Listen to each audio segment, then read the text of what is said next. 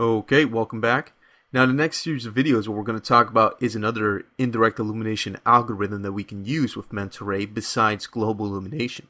This one's called final gathering, and I'm going to show you how that works now. Let's go ahead and open up an example scene so I can illustrate. Hit Control O to open up the scene browser here, and the scene we're going to look for is called 04 scene FG, which stands for final gathering start. So let's go ahead and open that scene up. Okay, so what we have is a pretty simple scene here. If I go to shaded view, this is what I have. Let's just do a quick render here. So let's hit the render view button here, and that's what we have. Very simple scene, sort of this mock-up of a city here, and we just have our default light lighting up the scene. So let's close that. Let's open up the render settings window, and under the common tab, which is the first one, let's scroll down, expand the render options down here, scroll down, and let's turn off the default light. Okay, next thing I'm going to do is come over here to indirect lighting,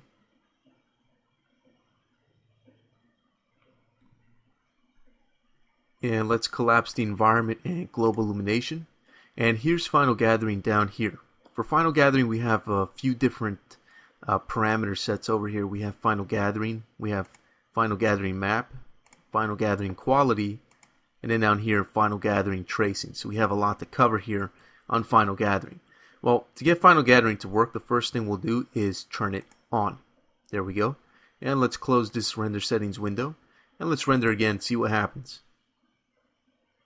Okay, so we just get black. The reason for this is because there's no lights in our scene, and there's nothing here for casting lights through final gathering. So we're not going to get anything. So how does final gathering work? Very quickly. Final gathering, what it does, it can take bright objects in the scene, and bright objects can be lights, as well as objects that have bright shaders applied to them.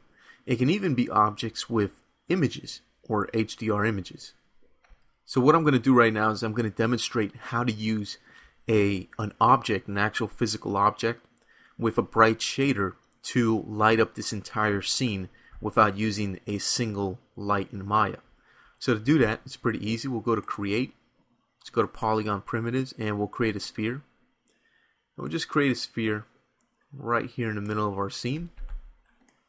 We'll scale it up really big. Let's scale it up so it encompasses our entire scene here. Once it does, what I'm going to do is apply a specific shader to it. So I'm going to right click on top of the big old sphere that I created, and I'm going to go down to Assign New Material. Then I'm going to go to Surface Shader right here. Okay, by default it's black, so let's change the out color to pure white. And let's go ahead and let's do an IPR. Let's go ahead and do a region here. And this is what we have.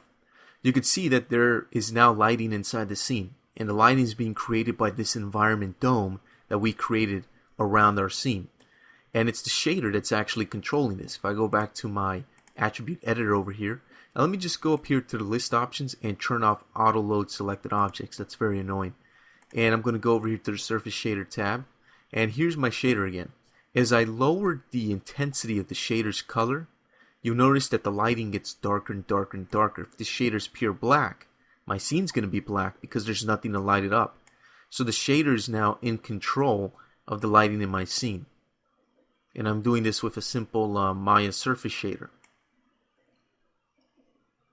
And if I go ahead and open up the color chooser here for this color, and I go to the value parameter here in HSV mode for this white shader, and I increase the value to something past 1, say if I make it 2, you notice that the scene gets brighter now. So if I take this to 5, it gets very, very bright. So I'm controlling the lighting in my scene using this the actual shader from the geometric object, in this case the sphere. I'm going to leave it at 2. 2 looks pretty good. I'll hit accept. Okay, so that's how final gathering works. Let me go ahead and close that attribute editor there. Basically what we're doing is we can create environments, and we can use those environments in a variety of ways to light up our scenes, just like this.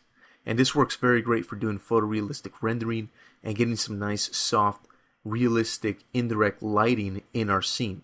And we don't even need a single direct light. We don't need a point light. We don't need an area light. We don't need a spotlight, direction light, anything like that. We don't need any lights at all. We can just light up an entire scene using just Final Gathering.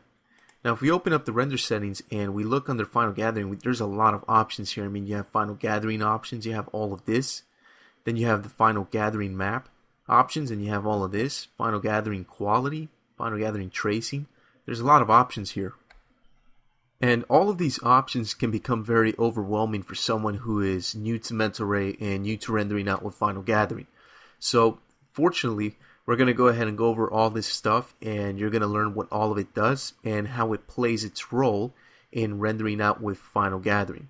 So what I'm going to do is I'm going to end this video here. And in the next one, I'm going to start going over all of these settings, and we're going to go over it all one section at a time so it makes perfect sense.